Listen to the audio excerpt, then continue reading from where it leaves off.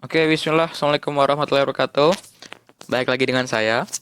Untuk video kali ini, saya akan membuat simple donat. Simple homemade donat. Ini juga sebagai tugas kelas biologi saya. Ini kita juga akan mengamati proses anaerobic respiration yang dilakukan oleh ragi saat adonan kita mengembang. Jadi sekarang kita akan membuat donat dan mari kita lanjut dengan videonya. Oke, sekarang untuk bahan-bahannya.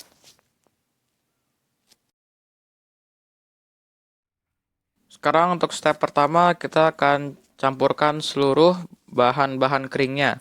Kita mempunyai tepung protein tinggi, tepung protein rendah, gula brown sugar ya. Brown sugar bisa dikatakan gula aren, mungkin gula palem, gula merah, gula semut. Yang penting di sini saya menggunakan gula palem untuk brown sugarnya dan juga ragi yang kita sudah timbang.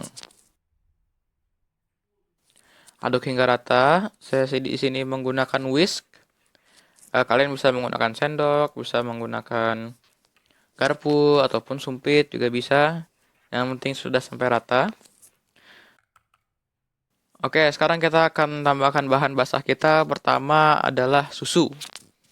Jadi kita akan tuang di tengah-tengahnya, lalu kita akan aduk dulu hingga rata.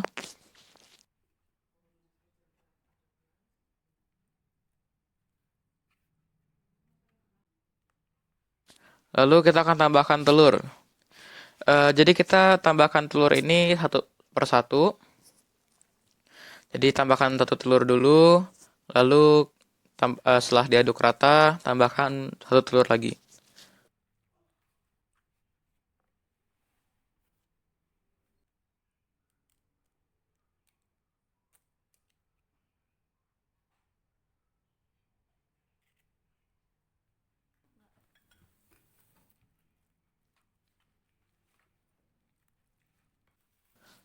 Sudah diaduk rata, apabila mulai susah, di sini saya sudah mulai susah. Bisa kalian ganti menggunakan spatula atau apapun menurut kalian.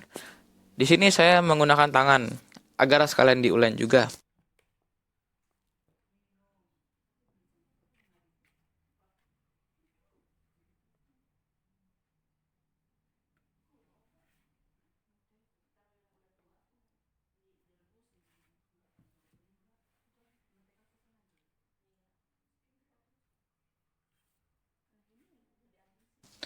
Jadi di sini emang agak susah dikit karena masih kurang rata, masih ada tepung-tepungnya ya, tapi kita akan coba ulen saja.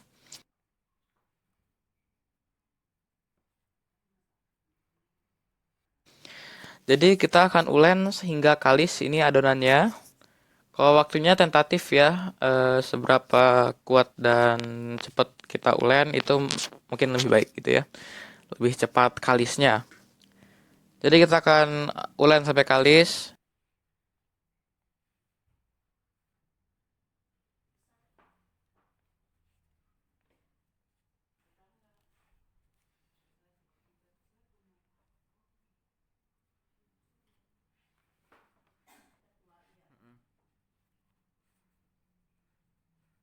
Dan kelihatannya seperti ini.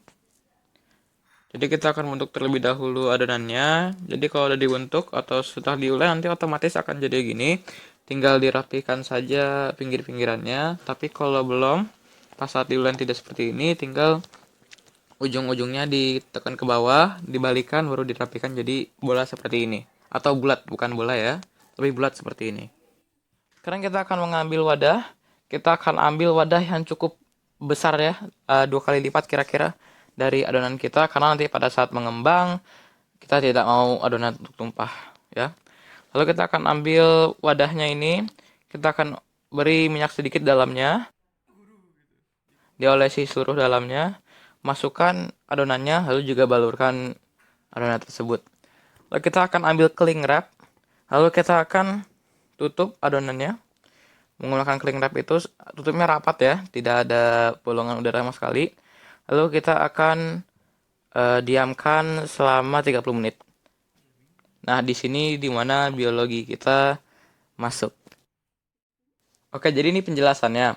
Jadi di ragi ini ada nama proses namanya di fase anaerobic respiration ya. Jadi di fase anaerobic respiration ini maksudnya membakar makanan kayak respiration ya, tanpa oksigen ataupun udara sama sekali. Jadi saya akan recap kembali dari pelajaran saya atau dari pelajaran kita ini bagi yang nonton. Respiration itu ada dua jenis.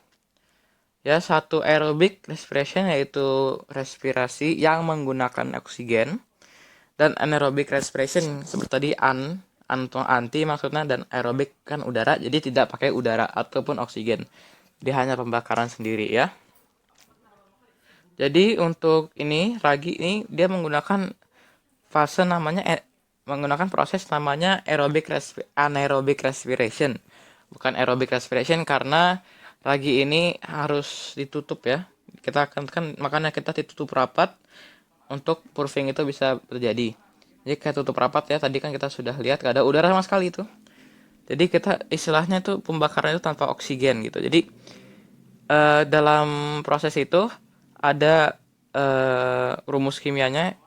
Jadi kayak glukosa ini kan kalau pakai aerobic respiration ini oksigen dia tuh membakar makanan atau glukosa. Di sini yang dihasilkan itu adalah energi, karbon dioksida, dan uap air ya.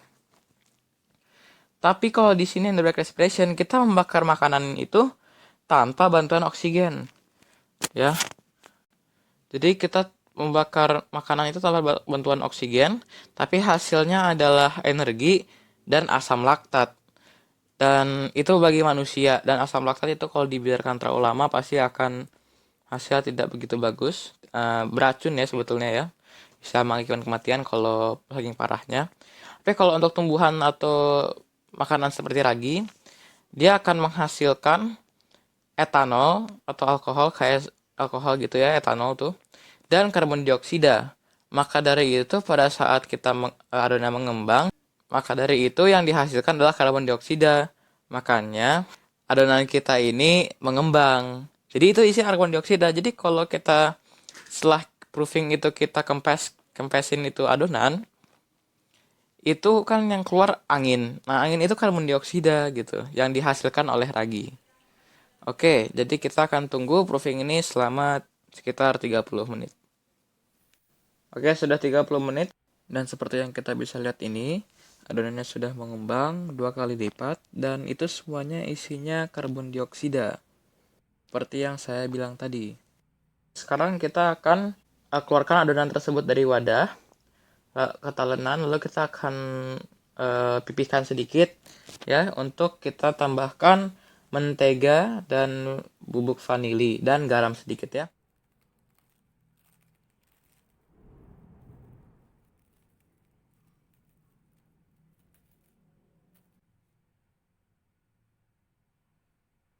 Jadi sekarang kita akan kempesin terlebih dahulu. Seperti yang kita lihat, adonannya mulai kempes dan yang keluar adalah gas CO2 ya, atau karbon dioksida. Makanya dia sekarang kempes. Dan sekarang kita akan pindahkan dulu ke talenan ya. Jadi sekarang kita akan uleni sebentar dan kita pipihkan terlebih dahulu.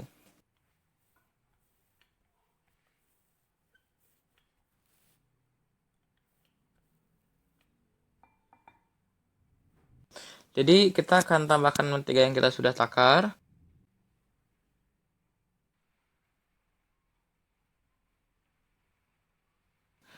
Ya, dan sebetulnya ini bubuk vanili kita harusnya tambahkan pada saat bareng telur dan susu, tapi karena saya lupa, saya di sini baru dikasihnya dan tidak apa juga sih. Lalu kita akan tambahkan juga garam. Ya, kita akan tambahkan garam, lalu kita akan melakukan namanya teknik laminating ya, dilaminasi gitu istilahnya.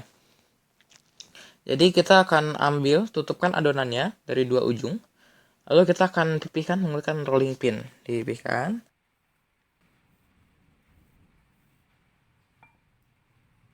Lalu dilipat lagi, lalu pipihkan lagi. Jadi sebetulnya kalau ini tanya ini teknik dari mana gitu ya, Ini sebetulnya yang teknik yang digunakan kalau kalian sudah pernah makan croissant gitu ya, atau pastry yang lain-lainnya, mereka tuh ngelaminate pas bikin dough-nya sendiri, pas bikin adonannya sendiri, bikin adonan pastry-nya itu ya. Tapi kan kita akan membuat donat, bukan membuat pastry, jadi kita tidak akan laminasi begitu banyak, hanya beberapa aja agar ketutup itu yang namanya mentega. Nah, kita akan ngomongin mentega sekarang. Jadi mentega tuh banyak tipe. Ada mentega yang unsalted, yang tidak diberi garam sama sekali. Ada yang seperti saya pakai Blue Band. Dia tuh agak manis, maksudnya agak tidak begitu asin ya. Dan ada juga seperti margarin misalkan yang asin, jadi tidak perlu dikasih garam lagi. Jadi sebetulnya saya nih dikasih garam lagi karena saya rasa Blue Band itu belum terlalu gurih. Gurih ada tapi belum kayak ada asinnya gitu ya. Jadi saya beri garam lagi. Tapi kalau udah serasa cukup, tidak perlu kasih garam lagi gitu ya. Nah, sekarang sudah di laminating kan? Kita akan ulen. Nah, pastinya eh, menteganya itu akan keluar dari adonannya. Dia bakal licin pada saat kita ulen. Tapi karena kita sudah laminating tadi, itu jadi tidak begitu susah dibandingkan kalau kita tidak melakukan proses laminating tadi. Ya, jadi kita ulen saja. Kan bakal lengket, bakal hancur, tapi kalau hancur seperti itu tinggal ulen aja, ulen aja ya sampai dia kalis lagi ya. Jadi gak apa-apa kalau hancur, no worries. Nanti bakal balik seperti semula lagi, jadi satu adonan lagi dan dia bakal kalis ya.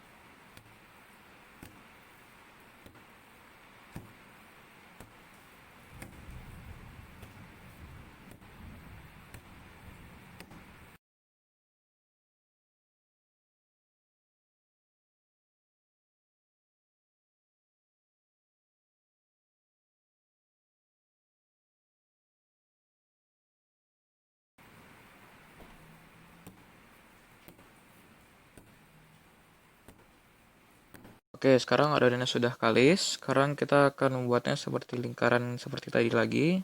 Ditekan-tekan saja bawahnya. Dan sekarang sudah jadi lingkaran ya. Sekarang kita akan sisihkan itu terlebih dahulu. Dan kita akan melakukan proofing lagi dengan hal yang sama seperti tadi, oleskan minyak sedikit. Dan kita akan tutup lagi dengan cling wrap dan kita akan proofing dan mengembang selama 10 menit.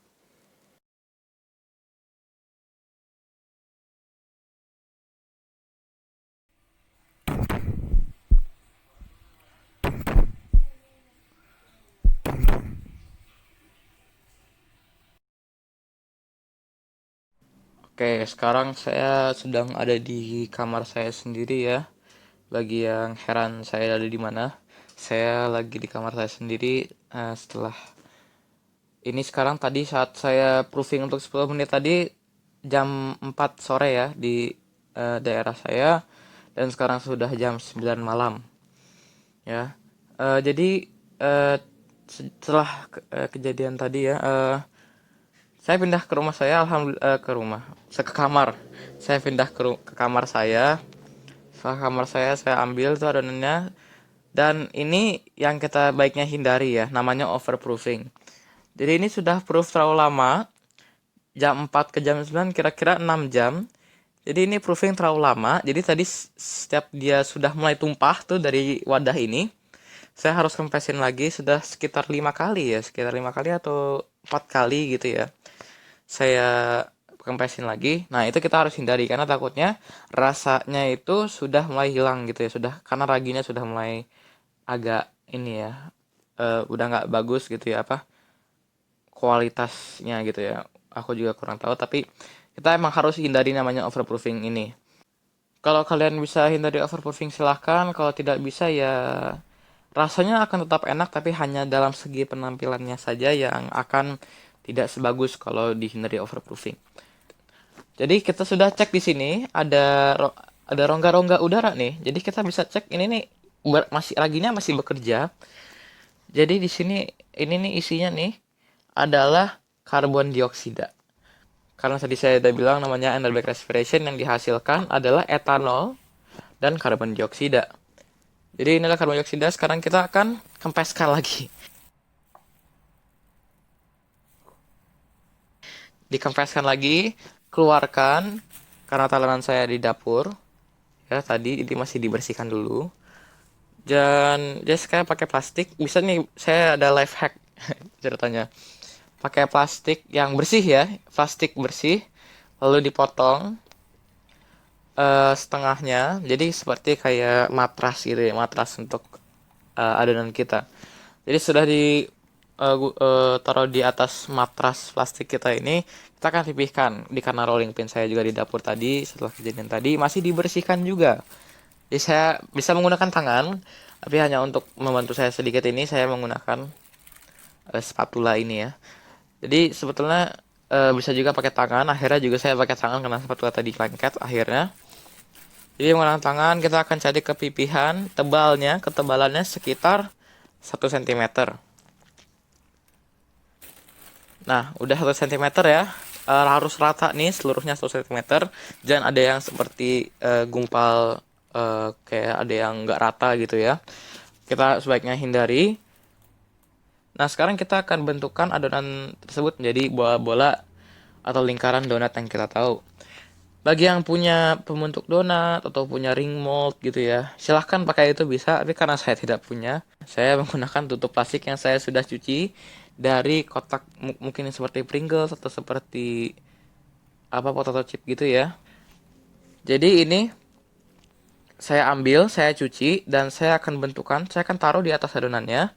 Lalu menggunakan ini sebetulnya untuk cookies, untuk ngambil cookie dari eh, wajan atau dari kayak untuk panggang gitu, tempat untuk panggang. Nah, saya ini karena yang pisau saya juga lagi cuci, jadi saya pakai ini aja dulu ya. Jadi kita akan potong sekitarnya sampai dia kepotong betul-betul.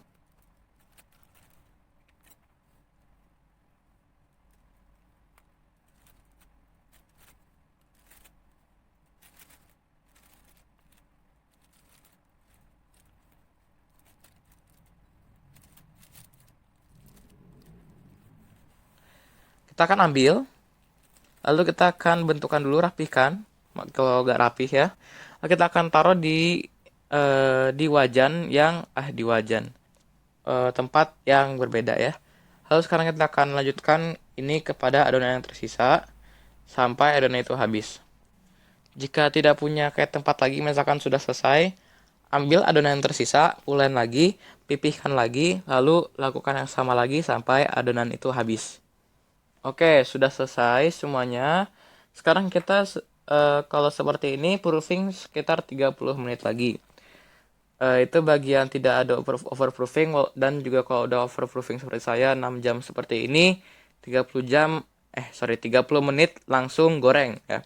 Tapi karena sudah malam dan kompornya masih dibersihkan, ini sudah tidak boleh, tapi dikarenakan situasi seperti ini, jadi saya akan coba cari tahu apa yang saya harus lakukan.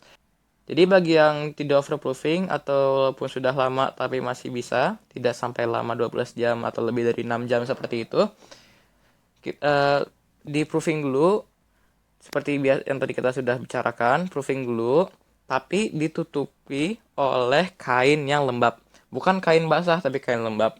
Di kainnya dibasahkan dulu, lalu diperas, tapi jangan sampai kering. Cukup basah agar tidak terbentuk kulit di luarnya. Nanti soalnya kalau terbentuk kulit di luarnya pada saat digoreng, hasilnya tidak begitu bagus, tapi pasti rasanya tetap sama aja dan enak. Oke, jadi saya yang overproofing seperti ini atau ingin mungkin mau disimpan lebih lama, saya sarankan ditutupkan pakai cling wrap atau plastik ya, lalu taruhkan di lemari es atau kulkas, tapi bukan freezer kalau nggak nanti beku. Oke, bisa semalaman tapi tidak lebih dari semalaman ya. Oke, jadi kita akan proofing dulu ya. Kalau saya semalaman, bagi yang itu 30 menit dengan kain basah. Maksudnya kain lembab. Oke, sudah pagi nih di saya. Bagi yang tadi 30 menit, sudah 30 menit. Bagi yang sudah semalaman, sudah pagi. Oke, jadi bagian 30 menit. Jika mau skip ke yang bagian yang goreng, silahkan skip videonya saja. Bagi yang sudah pagi, saya kasih tahu sekarang untuk menghangatkan adonan kalian terlebih dahulu. Jadi saya mengambil dua mangkuk yang isinya air panas, mau air mendidih atau air panas pun bisa. Jadi saya taruhkan itu tempat yang ada adonannya tersebut di atas dua mangkuk tersebut. Agar uap dari dua mangkok tersebut itu, dari dua air panas itu bisa menghangatkan adonan kita yang sudah di lemari es semalaman. Oke, sudah ini saya salah saya di sini. Kita akan proofing selama 1 jam lagi dalam posisi dihangatkan bagi yang di lemari es semalaman, ya. Tapi kita juga harus proofing dengan ditutupi oleh kain lembab seperti yang 30 menit tadi. Nah, salah saya di sini saya menggunakan plastik. Jadi plastik ini eh, dia nggak lembab kan, jadi akhirnya dia menghasilkan kulit di sekitar atau di luarnya lah, di luar adonan kita tersebut. Oke, sudah 1 jam. Sekarang kita akan goreng adonannya. Di sini bagian 30 menit tadi. Silahkan lihat cara gorengnya. Jadi ini yang saya bilang, nanti saya akan jelaskan tentang penampilan saat yang saya sekarang punya nih, yang telah berhasil kulit di luarnya karena saya tidak menggunakan kain basah untuk melapisinya terlebih dahulu pada saat proofing. Nah, sekarang kita akan goreng. Saya menggunakan wajan penggorengan di sini. Saya tuang minyak secukupnya dan panaskan dengan api sedang gitu ya. Dan kita akan panaskan api. Cara tahu panasnya itu kita akan ambil sumpit dan kita akan cek apakah panas atau tidak, cukup panas atau tidak ya. Kita akan taruh di dalamnya. Apabila ada gelumbung-gelumbung yang banyak di sekitarnya itu, nah artinya itu cukup panas. Tapi kalau yang belum ada sama sekali ataupun masih dikit, itu kita akan tunggu dulu. Kalau itu belum panas, kalau enggak adonannya akan berminyak banget dan enggak bagus nanti ya. Jadi sudah panas seperti ini, kita akan masukkan adonan terlebih dahulu dan masukkannya tuh menjauh seperti ini dari badan kita, kalau enggak ciprat nanti itunya. Dan kita harus gerak cepat nih. Dengan dua sumpit, kita akan bolongin tengahnya, satu tahan, satu lagi muter-muter. Ya, diputar saja. Lalu kita akan cepatin balik. Walaupun belum matang, balik saja, balik. Agar bawahnya itu tidak jelek bentuk bolongannya. Karena kalau tidak, saya udah kayak gitu. Kalau tidak seperti itu, hasilnya tidak bagus lah. Jadi sudah bulat seperti ini, kita akan goreng hingga matang atau warnanya coklat keemasan. Nah, seperti ini nih. Ada kulit kan, ada kulit yang terbentuk. Ya, ada bagian yang keras. Itu yang kita nggak mau karena overproofing kita ini, dan tadi saya proofing tidak menggunakan kain. Oleh karena itu ada kulit kan yang terbentuk. Nah, itu yang membuat bagian luar donat kita itu keras gitu ya. Dan sekarang kita akan goreng sampai coklat keemasan atau sudah matang.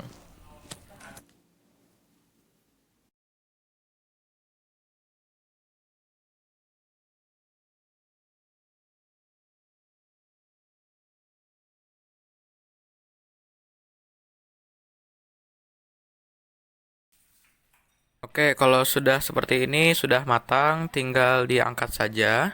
Dan sekarang kita akan goreng sisa adonan yang kita punya.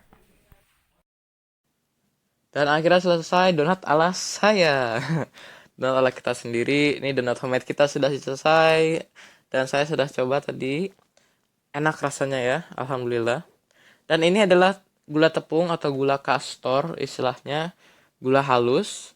Dan di sini saya menggunakan resep yaitu perbandingan antara gula dan atau maizena 2:1 ya. Jadi ini kalau yang punya food processor bisa langsung dengan gula saja. Tapi bagi yang tidak punya, tinggal menggunakan blender bisa. Tapi emang harus diaduk-aduk dulu setelah 3 menit di blender.